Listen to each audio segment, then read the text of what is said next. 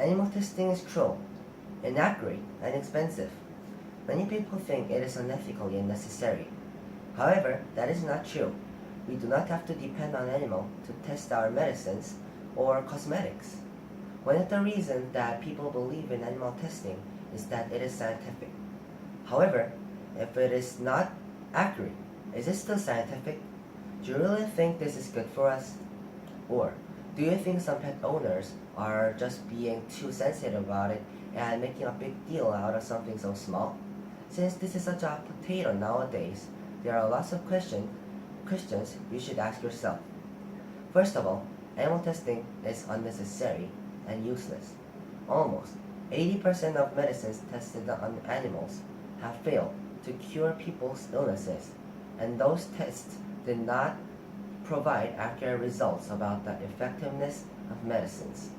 This is not a surprising thing, since humans and animals have different physiology.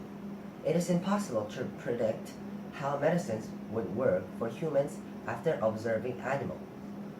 Second, there are other scientific methods to use. We live in a world where technology is advancing and developing every day. There are new and better ways to check medicines or any other things.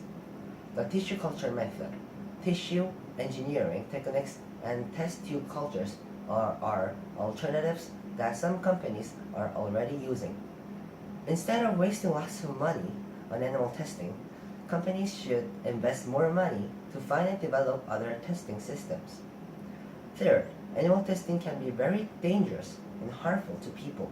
Have you ever wondered how these dead animals are treated? In most cases, they are just thrown away or buried in the ground without any supervision. This could absolutely destroy our environment or ecosystem. Also, if people eat crops from polluted soil, our health could be in danger. Not only that, but tested animals could cause a mutation, which is a very serious issue nowadays. The whole purpose of animal testing is to benefit humans. However, ironically, it is threatening our lives in so many ways now.